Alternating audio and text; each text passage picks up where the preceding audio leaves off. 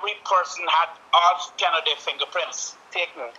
And so when you register, you have your ID card, all 10 of your fingerprints and your photograph is in that database. The National Register of Registrants is the master database that was developed over the last 10 years through a process of continuous registration and claims and objections.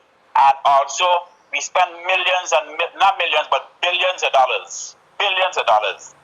There is a push to halt and discontinue the house-to-house registration process in Guyana altogether. The argument is that the process is not only illegal and will disenfranchise thousands of voters, but that Guyana does not need it.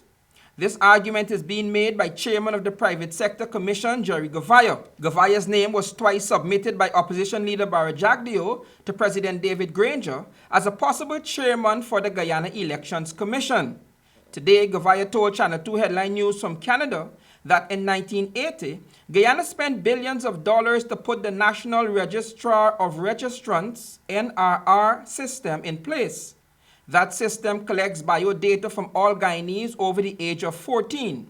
He said that this is one of the most sophisticated systems in Guyana. This NRR today in Guyana's history is one of the most sophisticated and well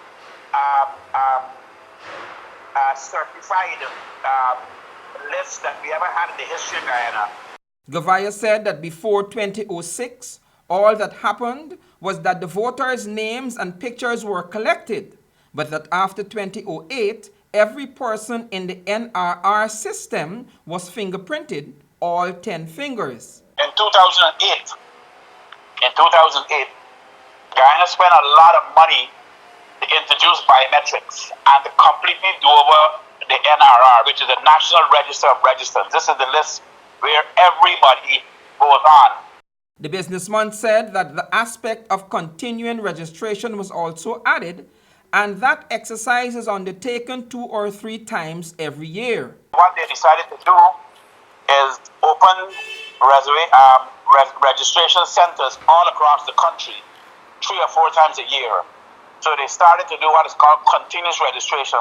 Gouveia said that what normally happens just before elections is that a preliminary list of electors, or PLE, is extracted from the NRR list. What they would do is, so many days before the election, they would go to that national database and then they would extract what is called a PLE, a preliminary list of electors. Right? Right. They would extract that, and then that list goes up for scrutiny, and then all the political parties get it and they will scrutinize it. Now, to be on that list, you got to be over 18. To be on that list, you got to you can't be insane, right? And I think you can't have a conviction. If you have a conviction, I don't think you're allowed to vote. It is from that PLE list that the official list of electors, OLE, is compiled, and that list is only valid for 6 months. Gouveia is adamant that it is that last OLE list that was used for the local government elections that has expired in April and not the NRR list. The Private Sector Commission and the PPP are claiming that the house-to-house registration will likely disenfranchise thousands of local and overseas voters.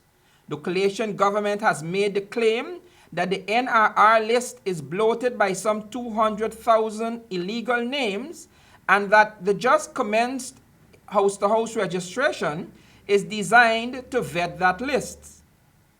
An initial attempt by Christopher Ram in the High Courts to halt the house-to-house registration was earlier today struck down by Chief Justice Roxanne George Wiltshire.